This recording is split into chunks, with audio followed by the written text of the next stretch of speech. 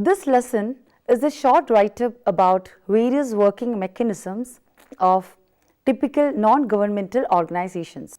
Having a good and effective NGO board provides a basis for successful management of its organization, familiarizes its target constituents of the NGO, helps in better understanding of the organizational structure of the NGO, and also assists in distributing responsibilities among the team members within the organization.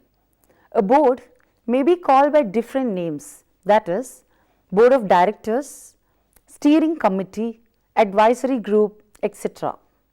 The term board is used collectively and interchangeably to mean all these names. This lesson is intended to study the management of voluntary organization. Objectives. On completion of this lesson, you should be able to understand the meaning of governing body and know about the function, roles and responsibilities of governing body. Governing body. The governing body is defined under Section 16 of the Societies Registration Act 1860 as governing body of a society to consist of the governors, council, committee, trustees or some other body by whatever name called to whom or to which by the rules and regulations of the society the management of its affairs is entrusted.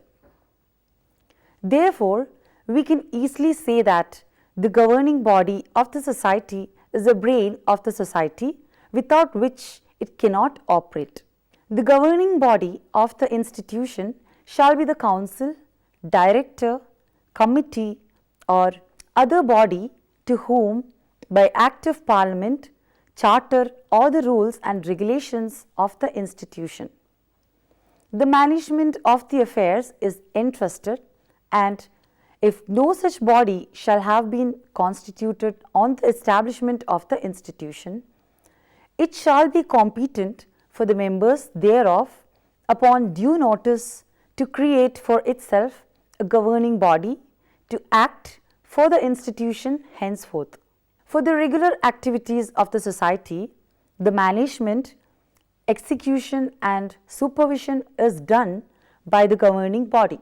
The governing body has to work within the framework of the objects of the society as well as carry out the statutory duties laid down in the Act. The governing body of the society is a fluctuating body. However, the constitution of the governing body is not affected by the change of the members. The governing body will always exist to manage the affairs of the society whether or not it has been properly constituted in terms of the rules and regulations. The entrustment of the management should be complete to the governing body. The criterion in all cases is who is managing the affairs of the society. Similarly, the property of the society vests in the governing body and not in the members of the society. Members and meetings. Usually, the governing body comprises of members chosen from among the members of the society, or in some cases, if the government feels necessary, a nominee can be appointed by the government in the governing body for public interest. The annual general meeting of the society is held according to the rules and regulations of the society, generally once in a year. Importance of governing board. There is a growing need for non-profit and non-governmental organizations, that is NGOs, throughout the world to be more effective and productive. One of the many ways they are achieving this is by broadening and strengthening the constitution of their boards. An increase in the effectiveness of the NGO board itself has been achieved by bringing together organizations and leaders with a shared interest in the work of boards, building capacity by training and developing management and governance, that is board affairs. A board may be an advisory board or a governing board, and it is important to clarify the differences. Advisory boards are incorporated under a host organization which defines their limits of authority and responsibility. The advisory board has no legal status apart from its parent body. The primary function of an advisory board is to provide advice and recommendations to the agency's staff or the governing board, which may or may not take the advice it is given. The advisory board is only responsible for the mandate it receives from its parent body.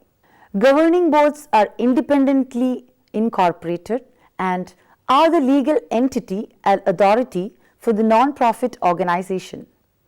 In legal terms, the governing board is the organization.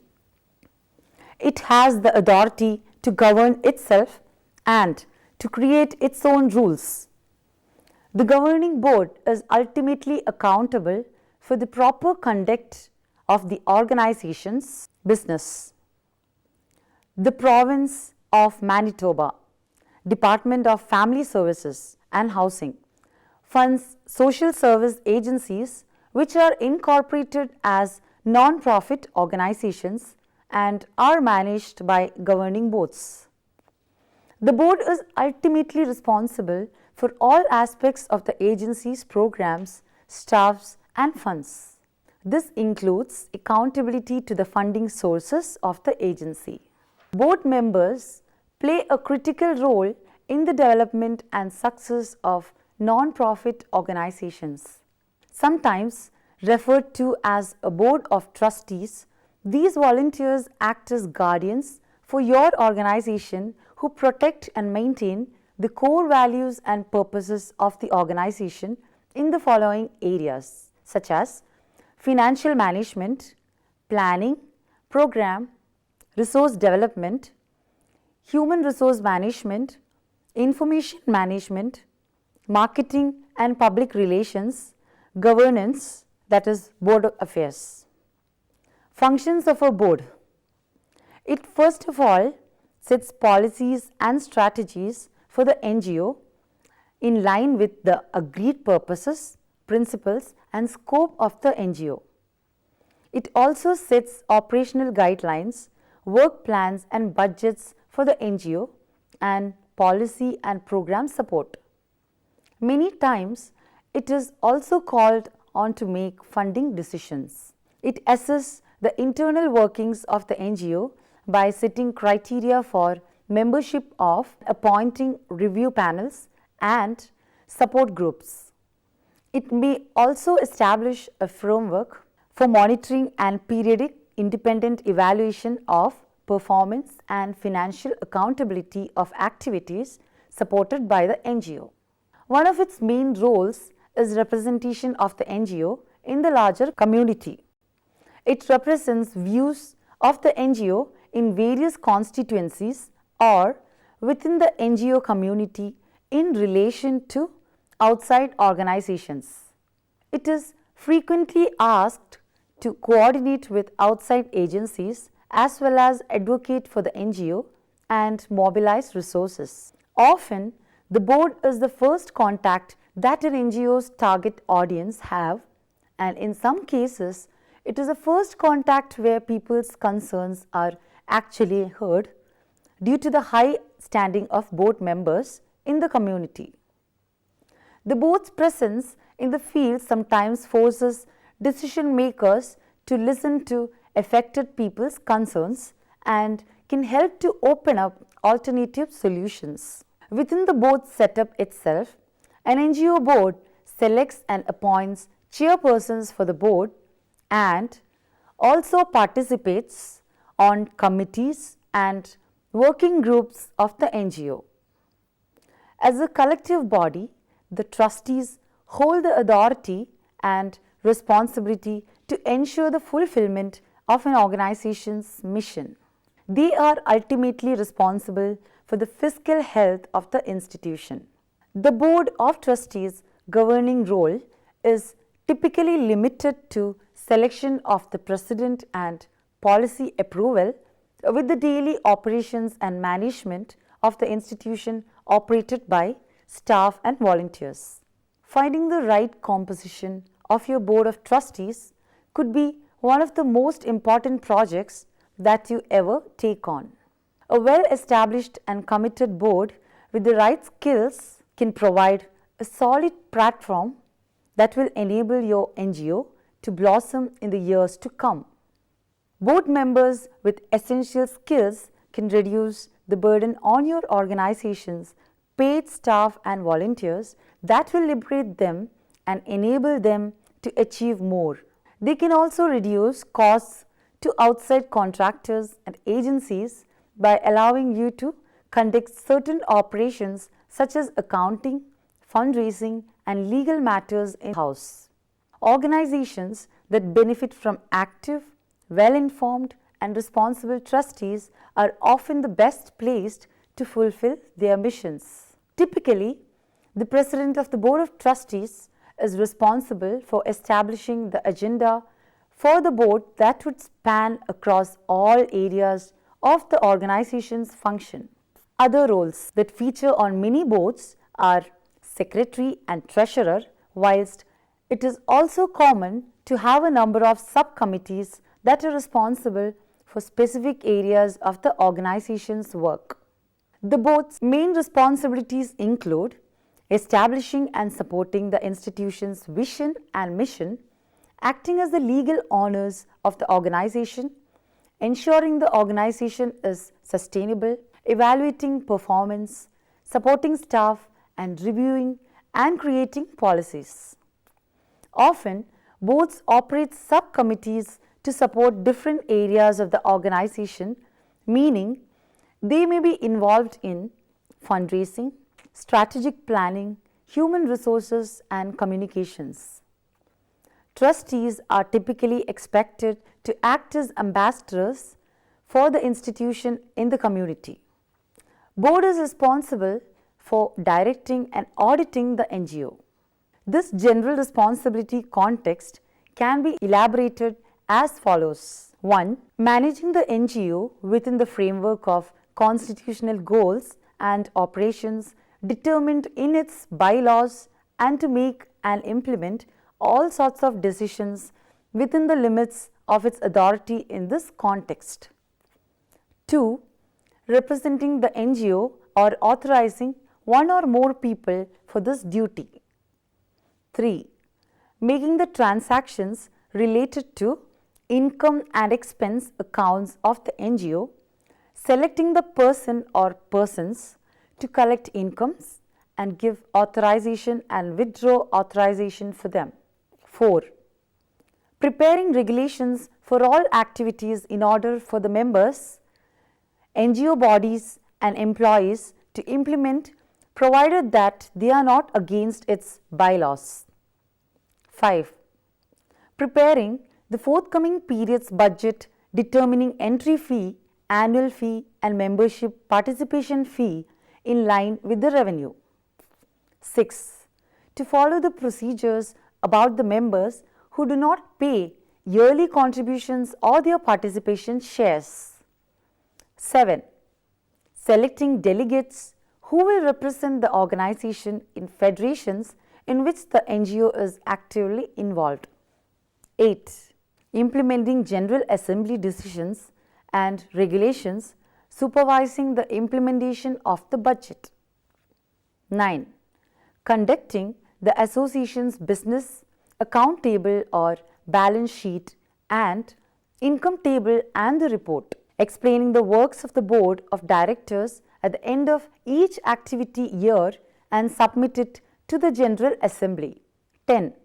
Executing other matters assigned by the NGO's bylaws and legislation. 11. Determining the mid and long-term goals of the NGO, revising strategies in line with these goals, taking reformatory precautions if necessary. 12. Hiring the General Secretary who will carry the NGO to projected goals, determining his or her authority and scope of duty, evaluating his or her performance, determining his or her auxiliary rights and price policies. 13. Ensuring harmonious and constructive operation of board of directors, commissions, working groups and professional workers on the way to effectively and productively reaching institutional goals of the NGO, establishing necessary organizational structure. 14. Creating and coordinating the communication policy with the stakeholders. 15. Generating and implementing ethic codes for the NGO, publicized through website, determining institutional values and standards. 15. Auditing the NGO's activities to ensure their compliance with the legislation and their accord with best practice standards. 16. Orienting content development works with value creation content to stakeholders, auditing correspondence of the publications. 17. Conducting and executing basic principles to develop cooperation. 18. Managing income creating activities by a department or person developing projects, implementing income generating projects that will create value for the stakeholder. Minimum members of a governing body. There shall be at least 2 members of any governing body. However, if the society is registered in the state of Tamil Nadu, there should be at least 3 members of the governing body. The members of the governing body are either elected or nominated as per the rules and regulations of the society. Term of office. Generally, the term of office of the members of the governing body is given in the rules of the society. However, if the society is registered in the state of Tamil Nadu, the Tamil Nadu State Act gives the term of office of a member of the governing body for a period which cannot exceed more than 3 years. The rules of society should also generally provide the procedure for retirement and expulsion of the members. Property of the society. Trustee of a society is a person in whom the confidence has been reposed under a trust. A trustee is a person who is owner of the property and deals with it as principal owner and master, subject only to an equitable obligation to account to some person to whom he or she stands in relation of trustee. A trust is an obligation annexed to the ownership of a property and arising out of a confidence reposed in and accepted by the owner or declared or accepted by him for the benefit of another and the owner thereof. The members of the governing body are the trustees of the property of the society. The property, whether movable or immovable, vests with the society's trustees. In case there are no trustees for the property of the society, it is deemed to be vested in the governing body of the society. An office bearer of a society may also be the trustee of the property. In case of any civil or criminal proceedings, the property of society is also described as the property of the governing body of such society. However, the personal property of the person or the officer who has been named on behalf of the society is not in any case liable for any judgment which has been given against the property of the society. Section 8 of the Act states that if a judgment shall be recovered against the person or officer named on behalf of the society, such judgment shall not be put in force against the property, movable or immovable, or against the body of such person or officer, but against the property of the society. Signing authority. In general, all the documents of the society to be filed with the society registrar should be signed by the president or the chairman or the secretary of the society or by any other person specifically authorized in this behalf. Filing of documents of the society. The various documents or the various intimations to the registrar of the society which are to be filed should be signed either by the chairman or the president, secretary, or by any person specifically authorized in this behalf by the rules and regulations or as authorized by a resolution of the governing body. Statutory duties of the governing body. Since governing body manages the affairs of the society, the members of the governing body have to comply with the provisions laid down in the statute regarding filing of the documents with the registrar, maintenance of accounts, managing and applying the funds of the society for carrying out the objects of the society, etc. The provisions of the Principal Act lays down the way the society is required to act, and for all purposes it is the governing body which has to fulfill these duties on behalf of the society. The statutory duties which the governing body is required to carry out are filing of list of the names, addresses, occupations of the governors, council, directors, committee or other governing body at that time entrusted with the management of the affairs of the society once in a year within 14 days of the annual general meeting of the society in the month of January if rules do not provide for AGM. Holding of annual general meeting at the time prescribed in the rules and regulations of the society. Holding of extraordinary general special meeting in case some special business has to be transacted which cannot wait till holding of the AGM. Changes in the managing body and the rules of the society have to be filed with the registrar of societies as per the provisions of various State Act insertions under section 4A, 4B and 4C. Notice of the situation of the registered office and any change thereof has to be filed with the registrar within 1 month from the date of registration of society or the date of the change as the case may be.